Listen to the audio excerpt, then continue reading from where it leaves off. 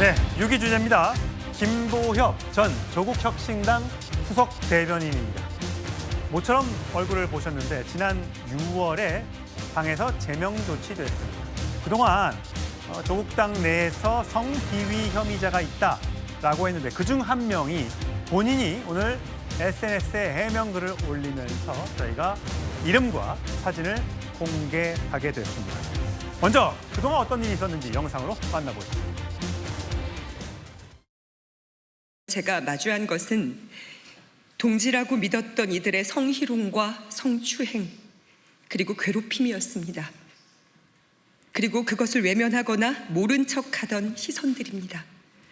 조국 전 대표께도 여타 다른 입장은 듣지 못했습니다.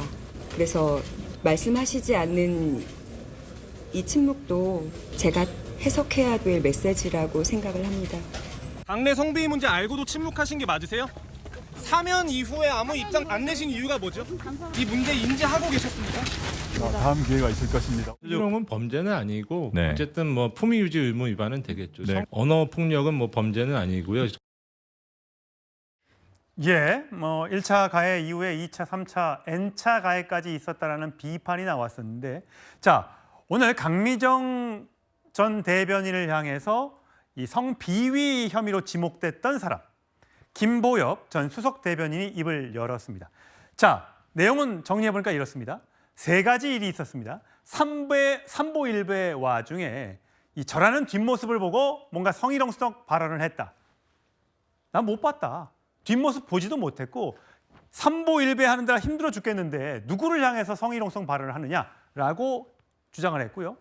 그다음에 고소인 강미정 전 대변인이 노래방에서 성추행이 있었다고 하는데 노래방으로 같이 가자고 한 거는 적극적으로 고소인이다 이렇게 얘기했고요. 택시 안에서도 성추행이 있었다라고 얘기가 있었는데 네, 만약에 그때 성추행이 있었고 그렇다면 택시기사가 그걸 모르겠느냐. 절대 그런 일, 성희롱, 성추행 없었다. 외부 기관에서 이 가해자가 아니고 고소인의 보고 싶은 것만 보고 믿고 싶은 것만 믿는 그 보고서 보고 나를 제명했는데 나 이거 인정 못하겠다. 법적으로 대응하겠다. 자, 김동훈 대변인 어떻게 보셨어요? 글쎄요. 일단 성추행이라든가 성범죄 이후에 당사자들이 혐의를 부인하는 것은 우리는 숱하게 봤습니다. 일상사가 돼버렸죠. 그는 서울시장을 했던 박원순 전 시장 때도 마찬가지로 처음에는 부인을 했지 않습니까? 이것도 김보협 전 대변인이 바로 이 피해자인 강미정 대변인이 탈당을 하고 문제를 공식적으로 제기를 한 이후에 시간이 꽤 지났습니다. 그동안 무엇을 하고 왜 이제사 저렇게 부인을 하는 걸까요? 저는 이렇게 생각합니다. 이게 김보협 전 대변인뿐만이 아니고 여기에 얽힌 분들이 몇몇 있죠. 이른바 검사 출신의 사무부총장도 있고요. 또 최강욱 전 의원도 바로 이것을 이렇게 쉴드를 칠려다가 같이 원장직도 물러나는 그런 상황이 됐습니다. 자, 이들이 아마도 만났던 전화로 했던 상의를 하지 않았을까요? 이게 정치적인 본인들의 명운이 달려있기 때문에 여기서 그대로 물러나면 우리는 다 죽는다. 아마 이렇게 생각을 하지 않았을 겁니다. 그런데 이게 성추행이 10개월에 걸쳐서 수차례 일어난 상황이고 피해자도 또 여러 명이 등장을 합니다. 그런데 증거 보전이 안 될 가능성이 꽤 있다. 예를 들어서 택시에 성추행을 했다는 것도 작년 7월이더라고요. 그러면은 거기에 블랙박스가 이 보존 유효기간이 있지 않습니까? 그러니까 아마 이분들이 증거가 지금 딱 떨어지는 증거가 뭐가 있느냐. 우리 여기서 강력히 부인을 해야 된다라고 그렇게 전략을 짰을 가능성, 물론 제 추론입니다만은 그래서 한참 뒤에 저렇게 이 부인을 하는 자기의 어떤 SNS 통해서 발표를 했는데요. 앞으로 이 진위를 놓고 치열하게 전개가 될 가능성이 대단히 높습니다. 예. 그 과정에서 이제 비대위원장을 맡은 조국 비대위원장의 입지, 이것은 바로 여기에 어떻게 이걸 처리하느냐에 따라서 입지가 더 무너질 수도 있고 공고할 수가 있는데요. 이거는 조국의 정치적인 위상하고 바로 밀접히 연결이 돼 있다. 일단 이렇게 분석을 하고 있습니다. 예. 고위 핵심 관계자가 노래방 동석한 것을 놓고 강미정 대변인은 성추행을 당했다고 주장을 하고 있고요. 노래방 분위기가 다운데 저녁 자리가 있었고 그 이후에 술자리가 있었고 노래방을 가게 됐다. 뭐 이건 인정했는데 김보엽 전 대변인이 오늘 그런 거잖아요. 노래방 강미정 대변인 이름은 얘기하지 않았습니다만 내가 가자고 한 게 아니라 먼저 가자고 해서 갔다는 식으로 얘기를 했어요. 도대체 이렇게 얘기하면 이것이 또 다른 가해가 될 수도 있는데 본인은 억울해서 이렇게 주장하고 있겠습니다만 이제 결국은 법정에서 가려질 것 같아요. 도대체 김보엽 전 대변인 누구입니까?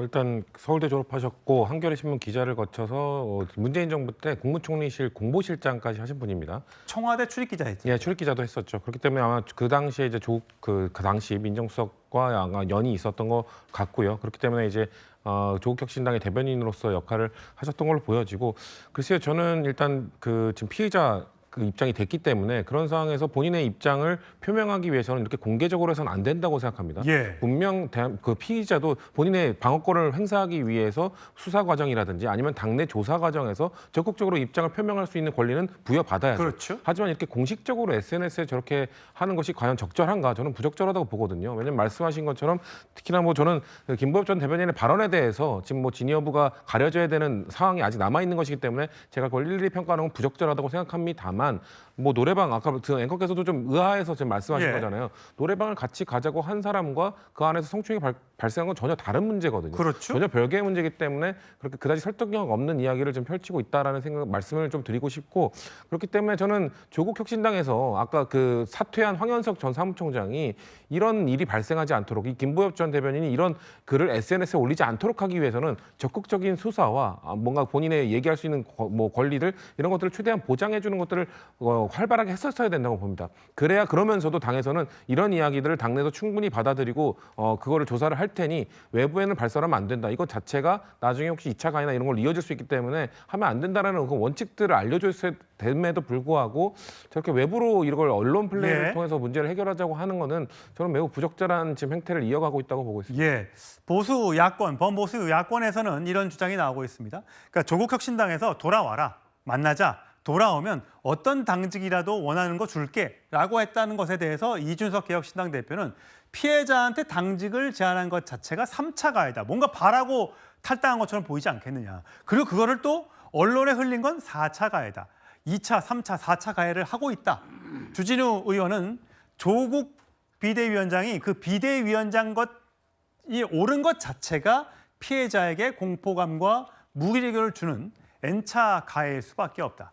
자, 이번 사건 결국은 당 내, 당 밖의 조사까지 했습니다만 결국 양쪽이 다 받아들이지 못하겠죠. 그렇다면 법원으로 가게 될 텐데 내일 조국혁신당 비대위가 첫 회의를 갖는다고 합니다. 조국 비대위원장의 첫 일성 뭔지 한번 같이 들어보시겠습니다. 강미정 전 대변인입니다. 오랜만에 저희 뉴스탑10 주제에 등장을 했고요. 일선으로 복귀를 한 조국 비대위원장의 첫 수습책, 그런데 첫 조치부터 먹히지 않은 것 같습니다. 이 탈당한 강미정 전 대변인의 복당을 희망하고 있다고 공식적으로 언급했는데 강미정 전 대변인 이거 권유를 거절한 겁니다. 조국 전 대표께도 여타 다른 입장은 듣지 못했습니다. 그래서 말씀하시지 않는 이 침묵도 제가 해석해야 될 메시지라고 생각을 합니다. 저는 이제 비대위원장은 오히려 제3자가 더 낫지 않나 하는 생각도 하고요. 조국 전 대표께서 비대위원장을 맡으시면 네. 조국 전 대표의 아무래도 의견이 가장 우선시 될 것이고요. 좀 수평적인 어떤 구조의 그런 비대위원장이 더 낫지 않겠나 하는 개인적인 생각입니다. 그러니까 이제 강미정 전 대변인의 성비 사건 이후에 온라인으로 탈당 신청, 탈당 절차를 밟으면서 이게 좀 보류할 기회가 없었다. 이현정 의원님. 네. 그래서 조국혁신당 얘기는 원하는 당직 주겠다. 복귀 희망한다라고 했는데 강미정 전 대변인이 딱 잘라 거절했어요. 근데 조국 이제 위원장 됐나요? 조국 위원장입니다. 네. 위원장이 이제 겉으로 하시는 거는 굉장히 잘하는 것 같은데 뭐 말하고 이런 거는 물밑에서 하시는 거는 전혀 못하는 것 같습니다. 사실 강미정 대변인이 지금 굉장히 많은 상처를 입었고 또 이미 해결의 시점이 지나갔고 본인이 일단 탈당을 했지 않습니까? 예. 그렇다면 이 정도 이야기를 복당 이야기를 공개적으로 하는 게 아니고 예. 사실은 어떻게 하든지 강미정 전 대변인을 만나서 설득하고 이야기 듣고 정말 사죄하고 그렇게 문제를 해결하고 난 다음에 뭔가 그쪽에서 뭔가 발표를 하도록 해야 되는데 문제는 이 문제를 아니 공개적으로 복당해달라 요청하고 뭐 당직 주겠다 마치 강미정 전 대변인이 당직을 제대로 안 줘서 뭔가 뭐 이해관계 때문에 하는 것처럼 그렇게 비춰지면 본인이 어떻겠습니까? 안 들어오죠 더. 그러니까 이 문제는 뭔가 물밑에서 서로 간에 어떤 해결하는 것들을 충분히 한 다음에 뭔가 이야기를 해야 되는데 그냥 겉으로 하는 거는 꽤 잘하는 것 같아요. 저렇게 해서 문제 해결 안 됩니다. 예. 그리고 이미 강미정 전 대변인은 마음의 상처가 워낙 크게 받았기 때문에 예. 이렇게 공개적으로 뭔가 더 큰 자리 주겠다? 말도 안 되는 이야기죠. 저거야말로 사실은 더 문제를 꼬이게 만드는 거 아니겠습니까? 마치 지금 뭔가 자리를 요구해서 탈당한 것처럼 그렇게 비춰지면 이분이 앞으로 정치를 할 수 있겠어요? 저는 그렇기 때문에 좀 조국 위원장이 문제 해결을 본인이 항상 대중들에게 뭔가 막 드러나고 무슨 SNS를 통해서 하고 이런 거 좀 하지 마십시오. 정말 문제 해결을 원하신다면 물밑에서 어떤 만들어 놓고 그렇게 해결하는 게 좋을 것 같습니다. 장현주 변호사님. 이름 불리는 것조차 상처다. 물론 뭐 조금 전에 일부 보도에 따르면 저희도 좀 더 확인이 필요하겠습니다만 강미정 전 대변인이 복당은 모르겠고 일단 만날 용인은 있다고 얘기를 한 것 같아요. 그런데 이게 아까 이염전 의원이 말씀하셨다시피 이제 물밑에서 할 것도 물밑에서 해야 되는 거고 회유 시도는 3차 가해다. 이 비판에서 일단 자유로울 수는 없는 건 아닌지 모르겠어요. 사실 이런 부분들이 우려되기 때문에 애초에 조국혁신당이 비대위가 꾸려질 때 비대위원장을 조국 위원장이 아니라 뭐 외부에서 객관적인 또 시각으로 조국혁신당을 좀 바라봐줄 수 있는 인사가 돼야 되는 것이 아닌가라는 목소리가 많았던 것 같습니다. 예. 그렇기 때문에 애초에 비대위원장으로 조국 위원장이 일단 선임된 것 자체에 대해서 아쉬움을 표현하시는 분들도 많으시거든요. 피해자의 뜻과도 피해자 측의 뜻과도 별로 맞지 않다라는 지적도 계속 있어 왔습니다. 그래도 어쨌든 조국 위원장이 비대위원장이 되었기 때문에 앞으로 그렇다면 비대위가 과연 피해자들의 눈물을 정말 닦아주고 피해자 중심에서 이제라도 신속하게 절차를 진행할 수 있을지 이런 부분에 결국 비대위의 어떤 성패가 갈려 있는 것이고 예. 앞으로 조국혁신당이 나아갈 수 있는지 이런 부분들을 가르는 변곡점이 된다라는 이야기들이 많았었거든요. 그런데 지금 나오는 이야기들은 뭐 강미정 전 대변인을 복당이라든지 뭐 당직을 준다든지 이런 이야기들은 저는 피해자 측에서 원하는 방향은 아닐 거라는 생각이 듭니다. 예. 왜 피해자 측에서 지금 절망감을 느꼈는지 그리고 조국 위원장이 석방되고 나서는 그리고 예. 출소를 하고 나서는 분명히 피해자 측에서 관련된 문제를 해결해 줄 것이다라는 기대가 있었는데 그런 기대가 왜 꺾이게 되었는지 이런 부분으로 다시 돌아가서요. 결국 피해자 중심에서 신속하게 다시 한번 절차 진행을 할 수 있도록 돌아보는 것이 저는 조국혁신당이 그리고 비대위가 할 수 있는 마지막 일이 아닐까라고 생각합니다. 이 성비 사건이 일어난 이후에 일련의 과정들을 쭉 보면 조국혁신당 측에서는 우리는 법적 조치 혹은 절차 다 밟았다. 할 수 있는 조치 다 했다고 했는데 이 비판에 시각을 갖고 있는 이들의 공통적 대체적인 생각은 이 태도 문제 아니 본인들이 할 수 있는 거 다 했다고 공당이 이런 정당이 피해자들 중심으로 생각 한번 해봤냐 마음을 헤아릴 수 있는 공감이라도 한번 해봤냐 이런 비판들이 줄을 이뤘기 때문에 글쎄요 이제 공개적으로 복귀를 희망한다는 게 어떻게 받아들일지는 이 부분에 대한 또 추가적 문제 제기도 있을 수 있거든요. 근데 잠시만요. 오늘 조국 비대위원장이 SNS에 올린 게 하나 더 있습니다. 한번 쭉 만나보면 앞으로 어떻게 하겠다는 얘기인데 2차 가해 얘기도 했고요. 3번에 보면요. 색깔이 칠해지지 않았습니다만 저 장면 김기흥 대변인님. 일부 언론과 유튜브의 악의적인 보도에 사실을 밝히는 등 적극 대응할 것을 주문했습니다. 물론 가짜정보, 가짜뉴스 나오면 안 되죠. 네. 조국혁신당 입장에서도 아무리 본인들이 잘못했다고 하더라도 사실과 다른 무차별적인 비판은 바로 잡아야 되는 게 맞는데 그 순서가 지금 이 시점에 적어붙어야 되는 거냐라는 생각은 또 다른 차원일 거예요. 아무래도 이제 조국 전 대표가 위원장, 비대위원장으로 왔을 때 많은 사람들이 우려하던 대목이 뭐였냐면 가해자 중에 한 명은 조국 전 대표가 대통령실 민정수석에 있을 때 본인이 데리고 있던 사람이었습니다. 그렇기 때문에 조국 전 대표가 비대위원장이 됐을 때 이 부분에 대해서 정말 객관적으로 이거를 조사를 할 수 있는지 그리고 그에 걸맞는 징계를 할 수 있을지에 대해 의문이었습니다. 왜냐하면 그 사람은 사실상 문다혜 씨 관련해 가지고 문재인 전 대통령 이른바 특별 편법 채용 관련해 가지고 문제가 된 사람이거든요. 그런데 그 본인이 데리고 있던 사람이고 위로 올라간다면 지금 검찰에서 수사를 하고 있는 기소된 문재인 전 대통령까지 뇌물 혐의에 있어서 어떻게 본다면 주요 핵심 인물이라고 볼 수 있습니다. 그렇기 때문에 이 사람이 가해자인데 과연 이 사람을 중징계했을 때 강력한 처벌을 했을 때 이 사람이 뭔가 조국과 문재인 전 대통령 관련해서 진실을 얘기했을 때 본인이 굉장히 난처할 수 있거든요.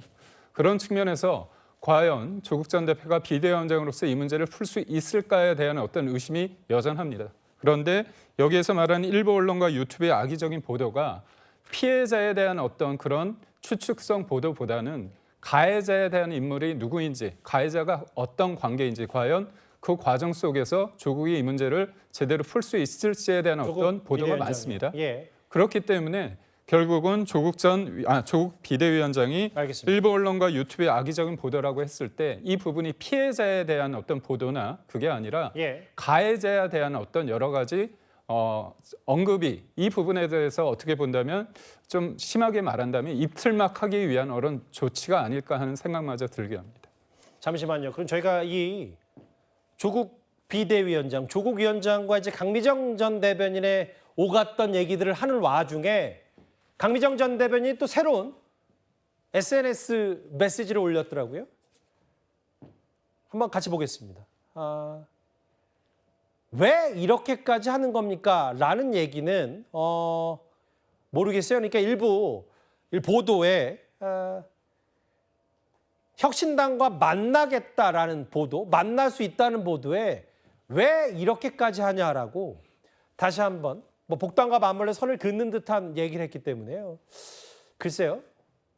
이 과정이 누군가에게는 다소 거칠고 폭력적으로 느껴질 수 있다면 그 부분도 조국 혁신당이 앞으로 모든 걸 다 바꾸고 혁신하겠다고 했으니까 헤아렸어야 되는데 일단 조국 비대위원장 체제가 출범하자마자 내놨던 첫 번째 수습책 이게 처음부터 순조롭지는 않은 것 같습니다. 알겠습니다. 강미정 전 대변인의 새로운 SNS 메시지까지 하나 만나봤습니다. 4위였습니다.